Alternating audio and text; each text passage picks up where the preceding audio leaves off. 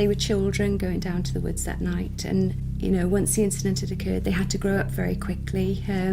They lost their innocence, their confidence, their trust in other people.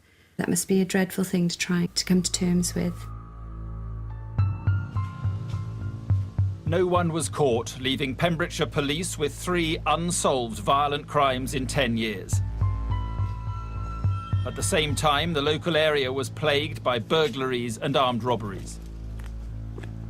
These robberies tend to fit into the same pattern. Single females in houses, attacked during the evening by a single offender, and the offender was carrying a sawn-off shotgun and had a balaclava. In November 1996, the intruder was disturbed during one such robbery. Fleeing the scene, he discarded items in a hedge.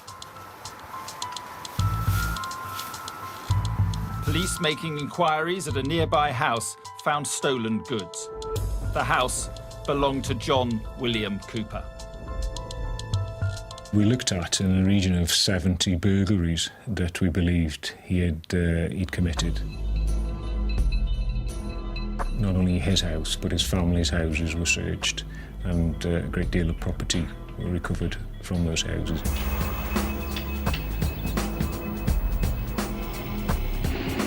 The evidence found connected him to 29 burglaries and an armed robbery, where he used a sawn-off shotgun and wore a balaclava.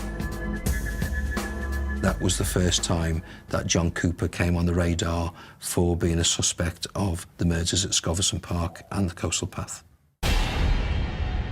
Cooper was questioned about the 4 killings. I'm not a murderer. I'm not a murderer. I am not a murderer.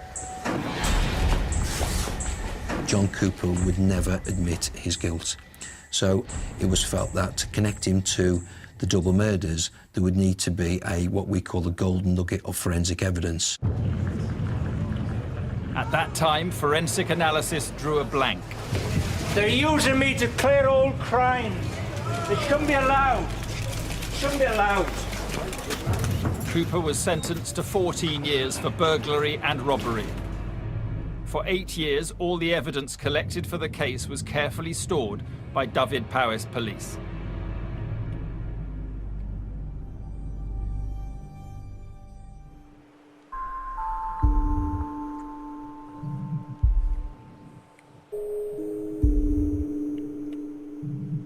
In 2006, it was finally time to launch a cold case review of the 3 crimes. We were always confident that John William Cooper was the prime suspect. Having said that, we were not tailoring our investigation towards an individual. It was a search for the truth.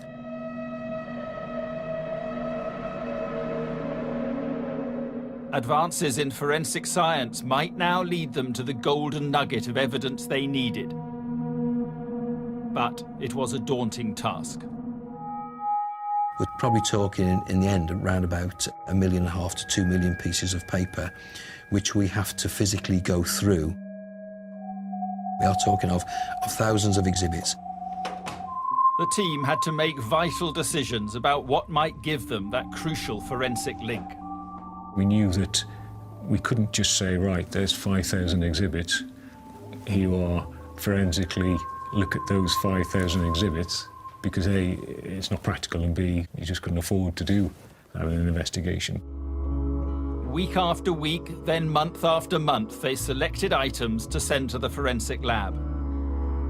And scientists scoured them for potential DNA evidence. In the meantime, an interview team was put together. Over the following few months, they would learn more about John Cooper than he knew himself. Within a social environment, he could come across as a very pleasant individual.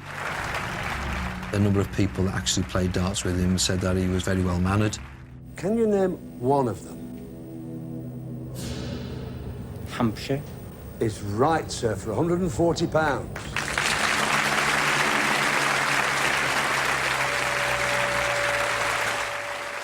You could go into any high secure prison this afternoon and you would meet many, many charming men. Now the surprise behind that warm social persona There is sometimes, you know, a man who has a less warm, colder, callous persona. Behind closed doors, Cooper took his aggression out on his son, Andrew. Emotionally, the worst time, I'd been fishing down at the pond. I came across the field and he was walking out, going shooting. As I got to him, he hit me with his open hand to the floor, put his foot on my chest. He put the barrel of the single gun, single barrel in my mouth. Told me how worthless I was. Told me that the family didn't want me anymore and he was going to end my life. And then he went quiet and I just stared at his finger. And he was slowly, it was like he knew I was watching his finger and he was slowly squeezing this trigger. And when his finger got halfway down, I just felt really calm. And I just closed my eyes. My body went completely calm. And I felt the click. He pulled the trigger. There was no cartridge in the gun, but I didn't know that. And that's the day my childhood ended. From that day on, I was 11 years old.